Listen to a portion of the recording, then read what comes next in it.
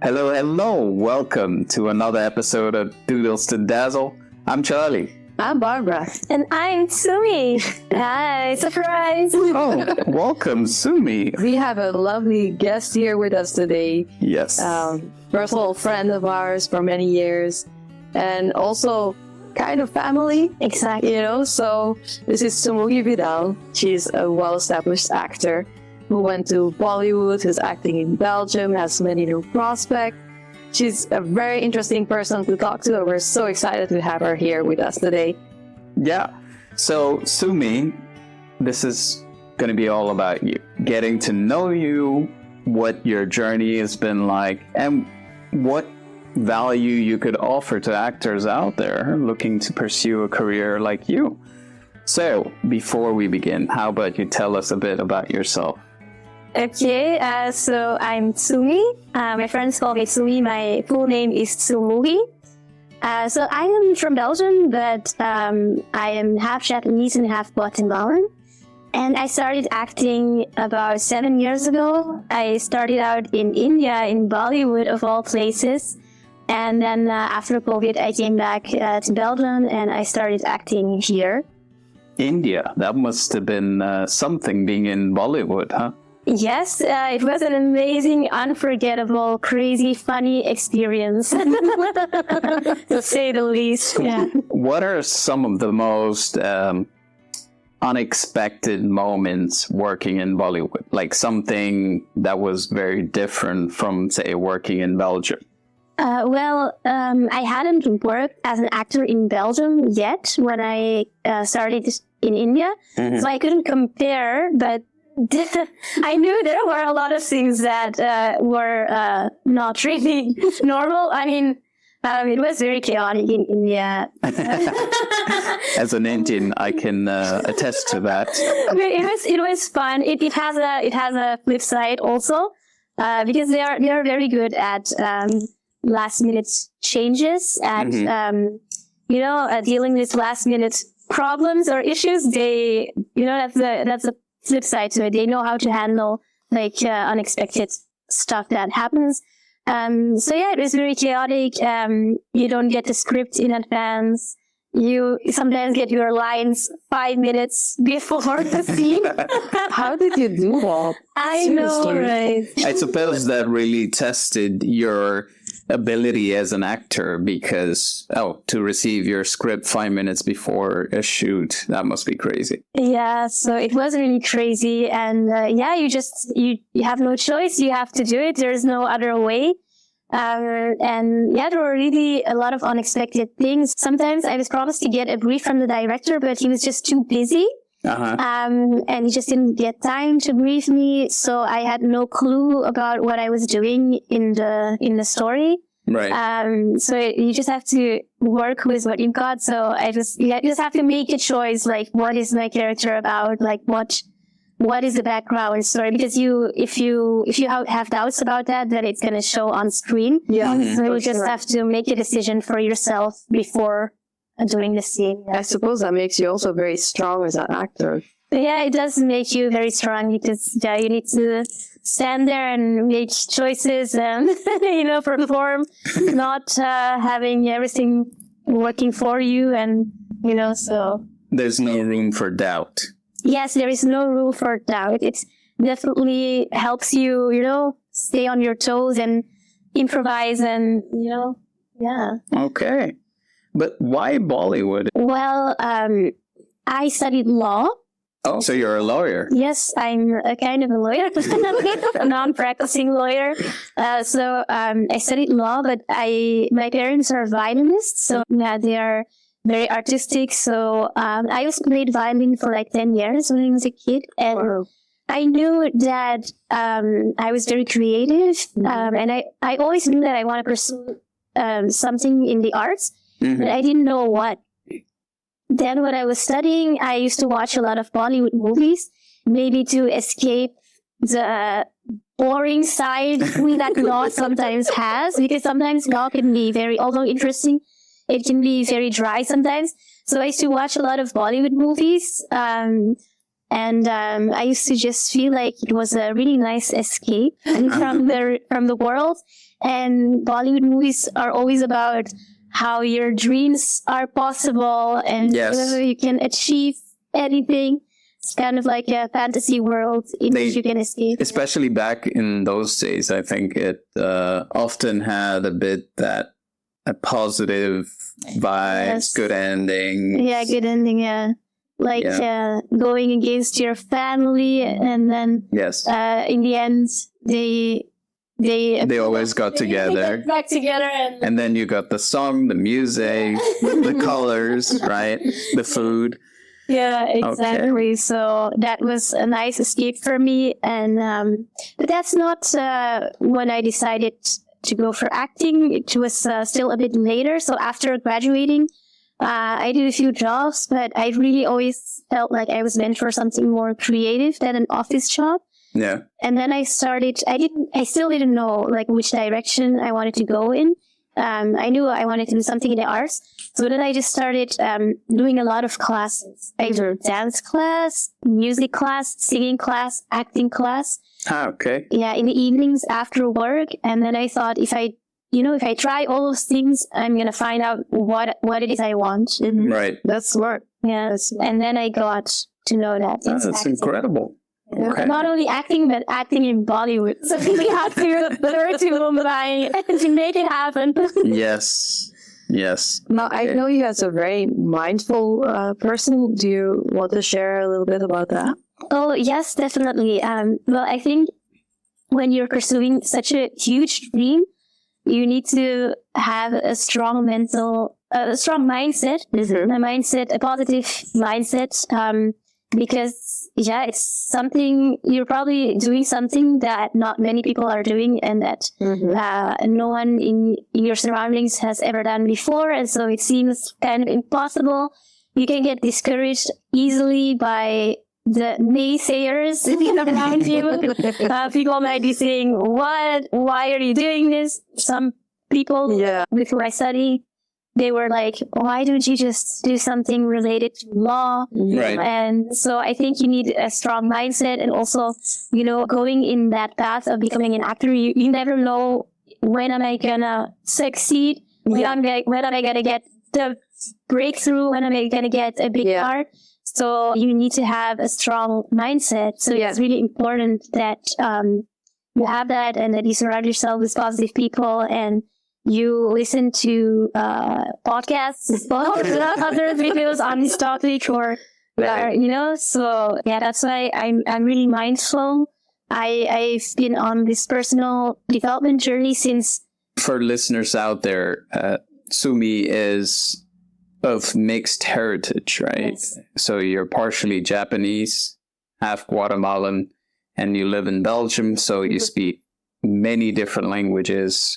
Exactly. Yes. What's that like as an actor? Well, interesting question. Yes. Because that is something that I've struggled with a lot. Because so when I was in India, people would think I was Northeast Indian. Right. So then I would be cast sometimes as a Northeast Indian, for which I needed to speak Hindi. So that complicates everything, because then it would be a lot harder for every audition, learn a script in Hindi, and there's so much effort in it when you don't even know if you're going to get a part. Right. Or am I even close, or is this just some random audition, or are they seriously considering me? So there was that. And then in Belgium, they would cast me a lot as an Asian person. But I struggled with that a lot, because I'm not fully Asian, and you can see that. So sometimes they tell me, sorry, you don't look Asian enough for this role. That must be a struggle. Yeah, it's so typical, right? With mixed heritage, I also have the same struggles, right? The feeling of not really belonging to any side, because either you're not Latino enough, or whatever, or you're not Belgian enough, or for you, you're not Japanese enough, maybe. Like, it's really.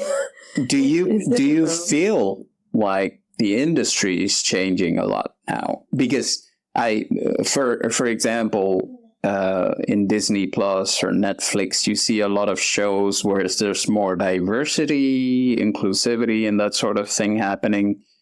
Yes, definitely, it's changing, and I'm really happy about that. I also see a lot of stuff coming up online about this topic.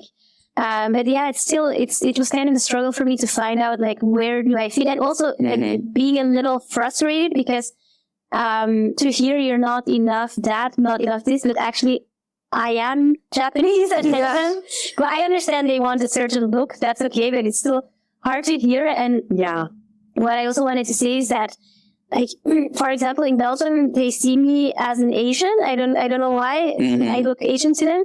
But then when I see people from Latin America, yes, they see me as Guatemalan. They don't see me even as mixed. They say like, yeah, you look Guatemalan. Yeah. So then I'm like, why can't people in Belgium see me? Why can't casting people here see? Because I did audition once for a part of a Latin American person, but I just felt like they don't see me that. So yeah. Honestly, it would be tough for me to also, until I met you, of course, to say what a Guatemalan would look like, simply because I don't think there's a large enough population of Guatemalans here, for example, exactly. right? I think it's also exposure. We're used to seeing a lot of Asian, Chinese people and all that, but not so many Latinos, especially Guatemala. It's a small country, right? But I do feel like it's becoming better, and I think that's great, and I think it's nice to live in this era. Okay. Change is happening. Great. So why did you come back to Belgium after India? Well, there was the COVID pandemic, and actually there were many things. I had been thinking about returning for a while. Okay. And then a lot of things were pointing in that direction. Like things, certain stuff was happening, but I felt like I should go back home. And then COVID was kind of like the cherry on the cake. It was like the excuse you needed. Telling me to go back because I think 4 years in India was enough, and I learned so many things. I had so many experiences, and I think it was time to be home for a bit because I felt like I did so much growing in India. I did so much personal development, and now it was time to come back home and to experience my new self in my normal surroundings. So experience everything at home as my new self. The new self that I was. So I think it was meant to be for me to come back home for a bit. Okay. And do you miss India? Yes. I miss hearing the language. I miss my friends. I miss so many things. I miss the unexpectedness. You never know what's going to happen. You miss the spontaneity. Yes. In India, people could be calling you, can you come to set? We need you like for a big role. The other person called in sick. Can you come right now? Stuff like that. So there were always big things happening. So I miss that. I miss just, living in Mumbai near all my friends who were also actors and just dropping in unexpectedly to say hi and have some chai and that kind of stuff. That's the biggest thing, right? It's the chai. Yes. It's the chai. The chai is very good. The best time to drink chai is during monsoon. In front of your window. That is true. Okay, and so let's move on to the acting, right? Yes. Okay, so what were some of your favorite acting roles or projects that you worked on? My favorite role was, of course, my first lead role in India. Okay. Which was where I was cast as a Japanese person. Oh, there you go. So it was really interesting. It was my first lead role. I'm so grateful that I got to play that part. I was a Japanese girl in a web show falling in love with an Indian guy. And it was an amazing experience because it was my first big role, and it was an amazing team, and it was the first time that I could really, enjoy that process of learning the script. I did get the script in advance because I because I was for me this time I got it in advance.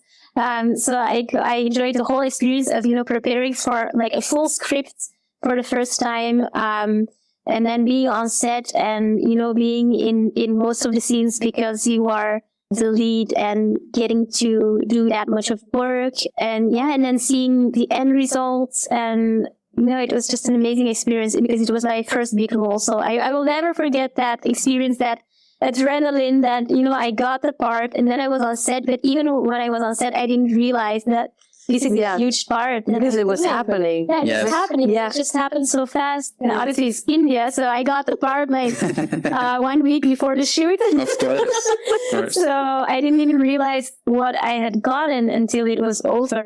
Okay. And did you have, those actor chairs with your name on it and everything? Okay, so we don't have those in India. Oh, I think okay. that's a Hollywood thing. Yes. So we have vanities. I don't know if you guys know. Is that a thing in the Hollywood? It's like a trailer. Oh, okay. Maybe they have those. I think they have stuff like we that. call them vanities in India. And, Okay. it's like a trailer where you have makeup table, the washroom, a couch where you also sleep. So it's for the lead actors. Yeah, so if you have a smaller part, you also get a trailer, but you have to share it with Okay. But So you had your own trailer. yeah, I had my own trailer, but there was always a crowd in my trailer because I got along so well with the entire team. So all the makeup people and creative people, they were always hanging out in my trailer. The costume designer, so it was really fun. You had an entourage. I had an entourage. Okay, there you From go. production were always like passing by and saying, why is there always a crowd in this room? And I was like, it's because of me. Acting like a bad neighbor. Such a diva. And then the co-actor was always all alone in his trailer. And afterwards, he's like, I could hear the fun and noises coming from their trailer, like people laughing, and I was just sitting there like, So that was the biggest role you worked on. yes. Okay. That was the biggest role. Are there other favorite or memorable projects you worked on? So after that role that kind of got the ball rolling, I did a part in another web show in India. Actually, it was my first shoot that was out of station. Oh. That is an Indian expression, out of station. Yes. So it means it's not, it's outside of Mumbai. Yes. So it was in Calcutta. That was a very interesting experience because by that time, I spoke quite a bit of Hindi. Mm-hmm. But then I got to Kolkata where some people don't speak Hindi at all. That's true. So they were all speaking Bengali. Mm-hmm. Some of them knew a bit of Hindi, but no English. And some of them knew English, but not Hindi. And it was, some of them knew only Bengali. So and they were always talking Bengali. So I was like not understanding anything. So, and the interesting thing was that I was playing a Chinese character. Mm-hmm. And I had to speak Mandarin. Yeah, so all of these crazy things happened there. Okay. You cast as a Chinese person who you don't even speak the language. Yes. And they just dub you over later. But you still need to learn the language, So Sure. yeah. So At least the mouth movements have to. Yeah. I didn't know if they were going to dub me or not, so it had to be good from the start. So Okay. go either way. Mm. And then they did have a teacher who taught me how to pronounce everything I was saying, but then it was so hard because I didn't know what my co-actor was saying. I know. Yeah, because he was talking that. Yeah, so, and I hadn't thought that through. I was just so focused on learning the lines in Chinese. And I was like, oh my God. You might not know what the meaning is. Yeah, right? I didn't know what to say. So then I had to, before the scene, I had to quickly go to it and I'm like, what are you saying to me? You have to, try to react to what he's saying. Yeah. And then they would add like some stuff on the set, like on the moment. And I was like, no, but you can add stuff in, like, you could see in other language, but don't add stuff on the spot when it's in Mandarin. Oh, no. Oh my God. So, that's crazy. Them crazy engines. yeah. Yeah. I can say that I'm Indian. it has its charm. Yes. They're super good at fixing last minute problems Yeah. or unexpected things. Yes. Yeah. And I heard you also worked with Amitabh Bachchan, yeah? Yes, so I did an ad with him for Yeah. Lux Inferno, Okay. the thermal underwear. It was so cool. Yeah, it was really cool. What's he like? He's super tall. He came on set looking very relaxed. Obviously, it's just Yes, he's a veteran of the industry. that he did. He had a Starbucks. Very cool. Giving all those details. It was really nice. And we were the Eskimos. And coming to visit us. it's a really cute ad, honestly. Yes. For those who don't know, Amitabh Bachchan is one of the biggest actors in India.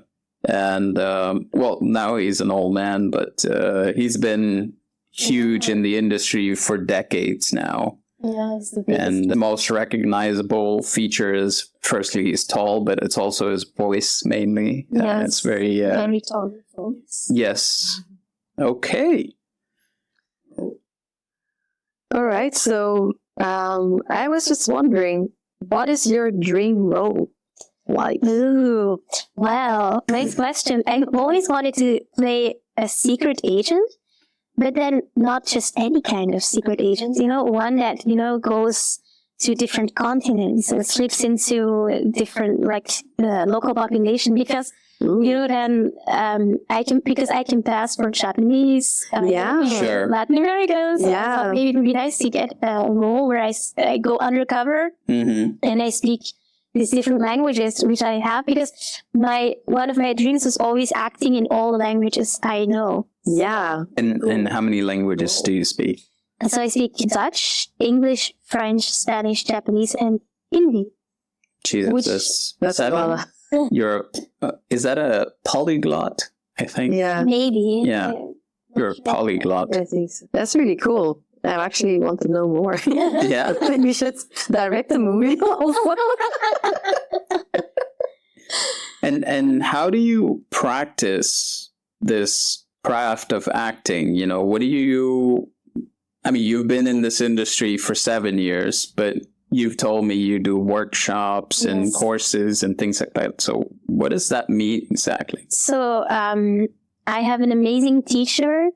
His name is Keith, and he's from the UK, but he lives in France.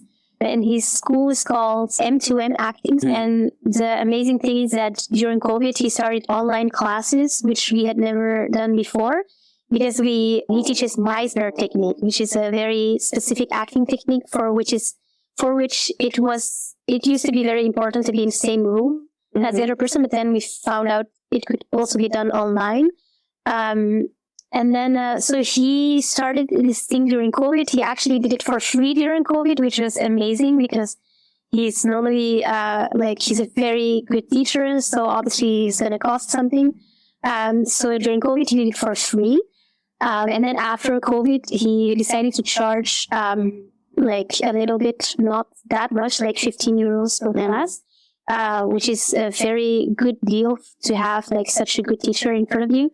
And then, so I keep doing those classes and it's every week. And I really, realize it's important to keep practicing because then when you get an audition, you don't freak out because Right. you've been already practicing every week. Yeah. So it's just an audition. It's just like, oh yeah, it's just like in class. Yeah.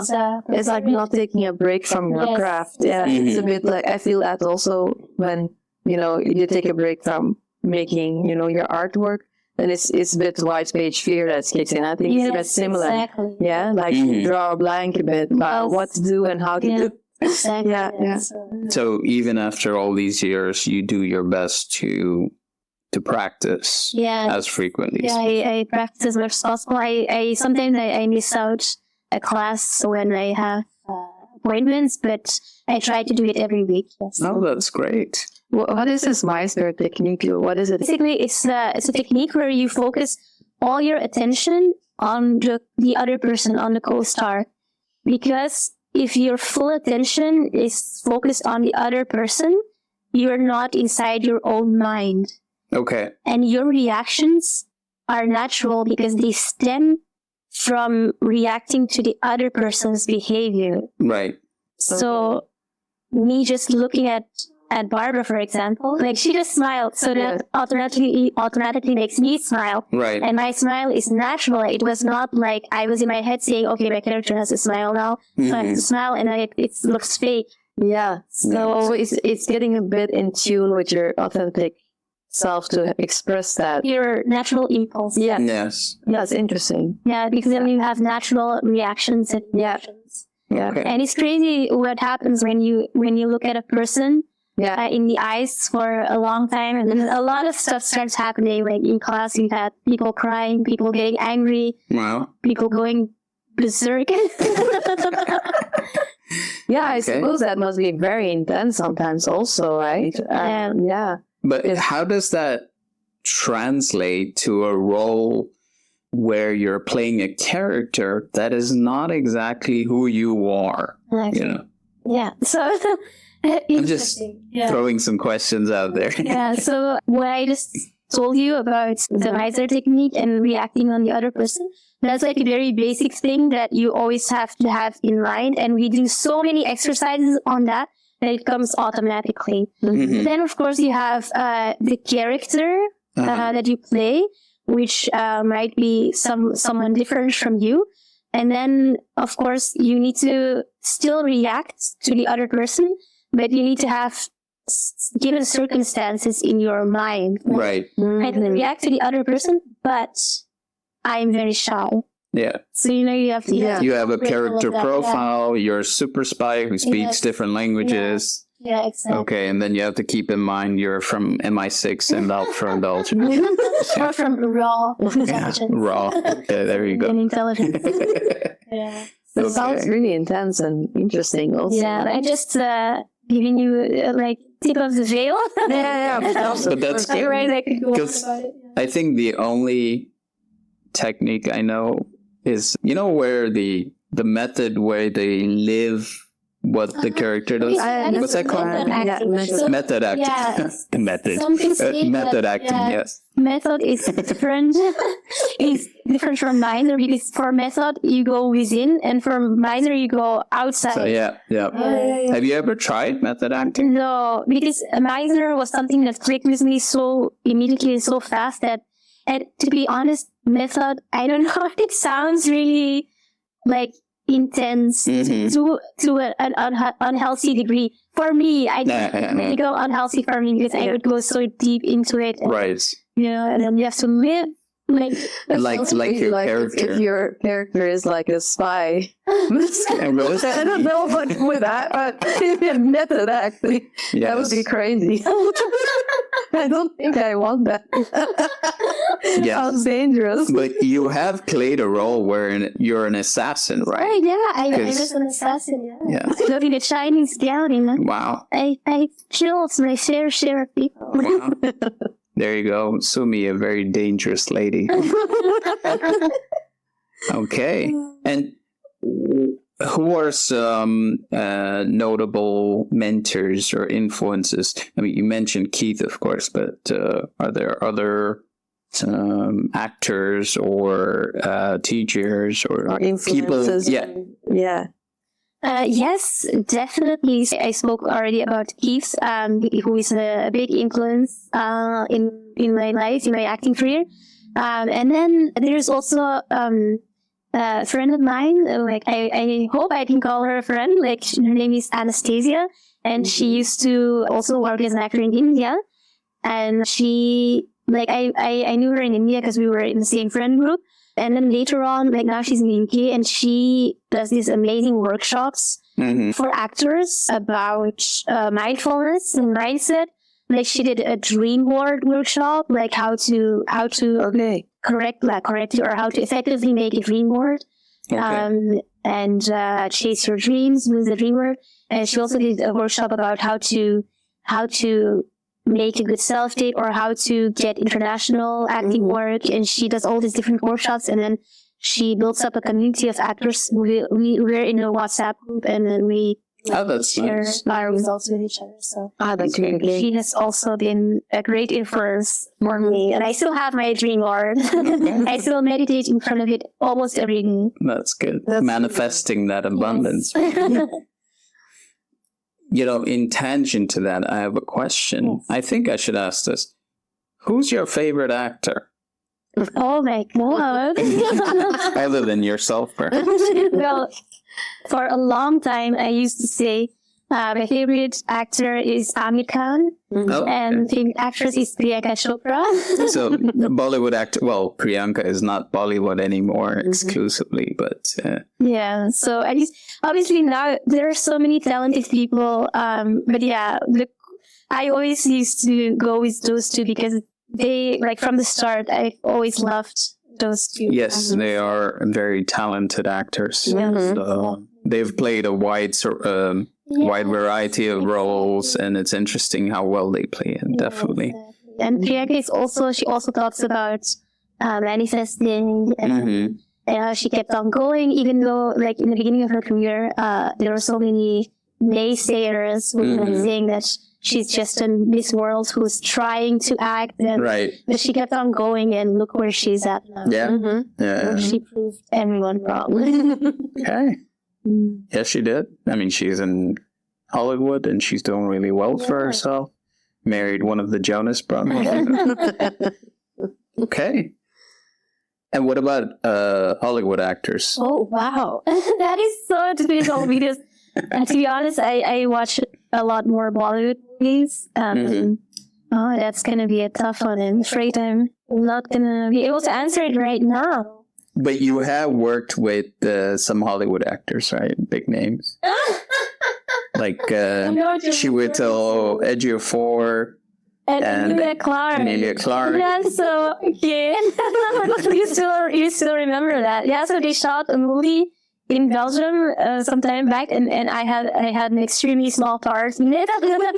But I think that was just like a featured extra or something, but it was just so exciting to be on the set with two huge Hollywood names. So Right. that's why I took up the job, and yeah. That movie should be coming out soon, It's right? already released. I see the is it? trailer. Right. It looks interesting. Okay.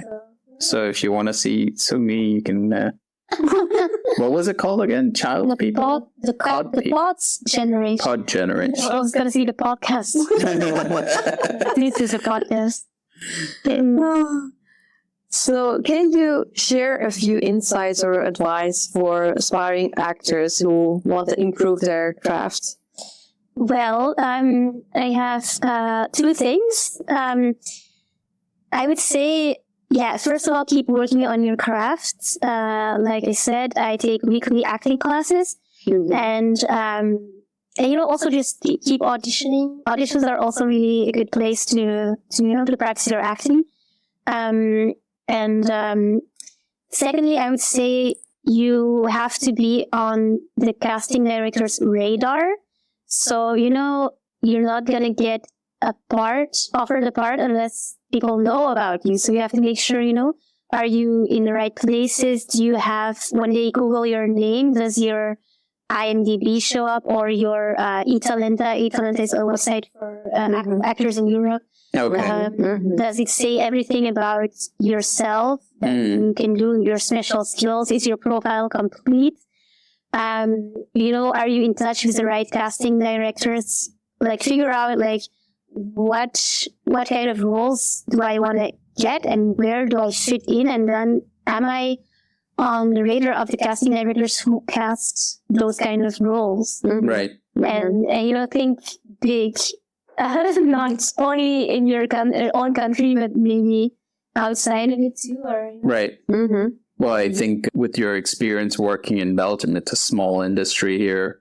Yeah. So, of course, you're open to work around Europe or in different countries, especially speaking 7 languages. Yes. So actually, I've been in touch with a few agents in Spain. That's really interesting. Yeah, that's sunny and warmer weather. yeah, That must be nice. development. And I always, I think a month ago, I started talking to some of them because some of them want to represent me. I haven't signed with anyone yet. but I keep telling myself, like, why didn't I do this earlier? It's so crazy. Like, sometimes you just have a dream, because I always used to dream of acting in Spanish, but you don't act on it, or you don't take any steps, and it's just lingers, and then there's always obstacles and excuses that pop up. And limiting beliefs also, right? Yes. I mean, that's I think the biggest challenge for artists is to overcome those inner fears and the negativity, and which is usually just from within yourself, right? Yes. So mindfulness is so important. Yes. Yeah. Exactly. So I can't believe I've never acted on that before. I must say that I do feel like maybe it wasn't the right time until now. Sure. So it could also be a reason. So sometimes you need to reach a certain level of maturity and, a certain place in your life to welcome this. Yeah. Exactly. Okay. And let's explore, what are some of the biggest lessons and takeaways, you've gotten from your acting career? Well, first of all, you have to keep on going. Even if you fail, actually you can't fail, because it's only a failure if you don't get back up and try again. Yes. So failure is okay, just as long as you keep on going, because failure eventually leads to success. Fail up. Yes, fail upwards. Fail your way to success. Yes.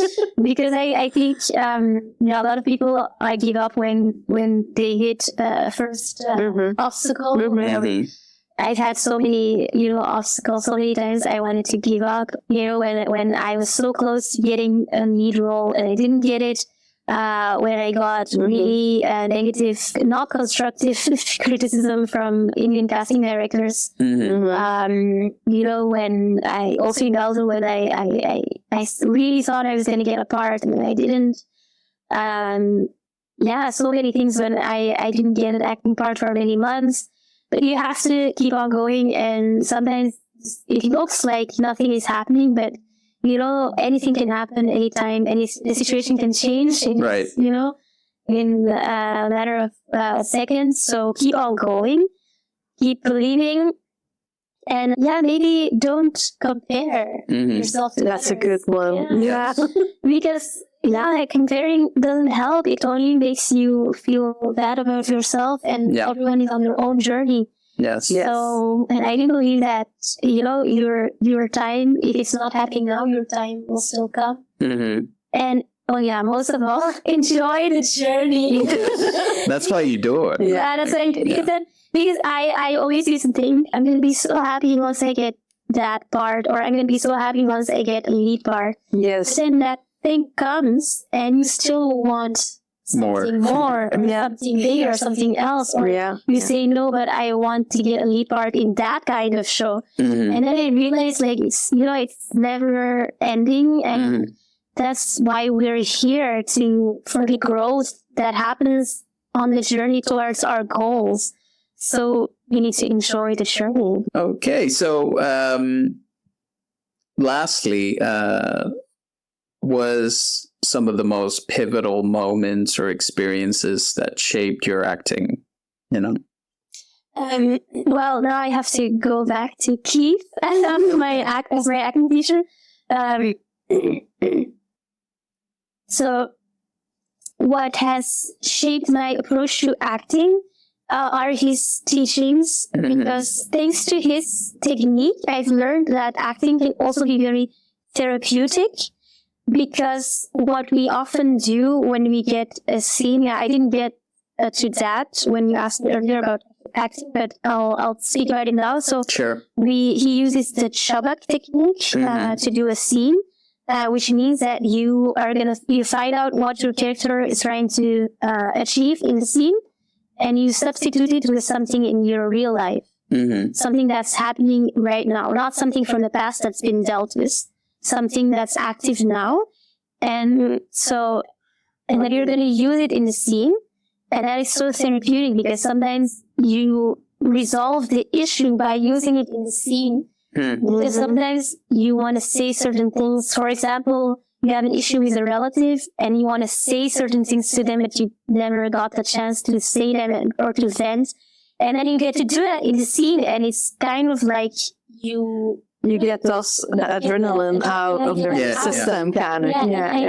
It happened to me so many times that we do the scene, and I use a substitution. That's what it's called. Something you substitute it with something from your real life, and then after doing the scene, that situation from my real life gets resolved.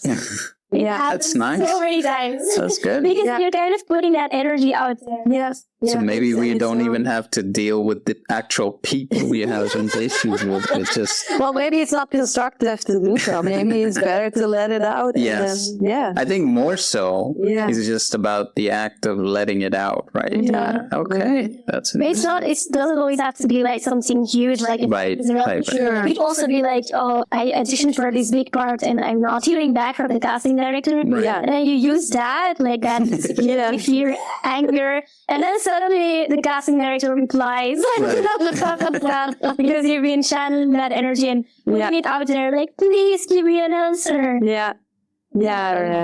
I get it. It's really nice. All right. So can you share, as a kind of ending point, the 3 biggest takeaways that you want to say for aspiring actors or other artists there? 3 takeaways? Well, I would say take action towards your goal, and not only action, but take massive action, because I really do believe that once you take a huge action, it also has a huge result. Like moving to India. Yes, exactly. So, I know. Move to India, people. No, okay. Massive action. I like that. Take massive action. Surround yourself with like-minded people, like find your tribe. Okay. And I think, what I've already said before, enjoy the journey, because that's what it's all about. I've known a lot of actors who got that huge part or got what they wanted from their career, and they're like on their role, and then they tell me like, but I'm not happy. It's like a typical actor's thing, I think, Right. I think it happens to a lot of artists, is never to be satisfied with what you have. Not even artists, just everybody. Yes, I think we can all be guilty Everybody of that. can be guilty of that. And it's a very big lesson, is to find that contentment, right? With what you have right now, and have gratefulness for what you have too. Yeah, exactly. Because there's always going to be the next goal. Yeah. That's why we're here, right? Yes, that's why we're here. It's a journey. It's a journey. Yes. All right. Okay. Thank you so much, Sumi, for joining us on our, first interview or base podcast we've got going on here. It's honestly been a pleasure. And, we've been friends for a few years now, and it's always fun to engage and interact with Sumi and watch her different projects she's worked on. Where can they see some of this stuff? Well, I always post everything on my Instagram. Okay. That's where I kind of promote myself. So all my work can be found on my Instagram page. So what's the handle? Yeah. It's Tsumugi_Vidal. Okay. All right. I guess you guys, whoever's listening, can find me through your page, right? Yes, I will. We will put it in. I will add it on the description also. Yes. But so give her a follow. Yes. Every little bit helps. Yes. Thank you. And thanks for having me. It was really fun to interact with you guys and be on your podcast. Yeah. Yes. Thank you for being our first guest. It's amazing. Honored. You're welcome. And thank you from everyone out there for joining us for this latest episode with Barbara, me, and Sumi. And please, if you do like this episode, please share with your friends and family, I think, or anyone who wants to be an aspiring actor. There's a lot of valuable insight and wisdom from Tsumugi here. And also, please leave a comment or subscribe to our podcast and social media channels. You can always leave a review if you like this episode. And also, don't forget to check out our Etsy shop in case you're interested in any of our art products. And And if you enjoyed this, don't forget to hit that follow button yes, so that you keep getting the updates when we release a new episode. yes. All right. Until next time, Until next time. Bye. Bye. toodles.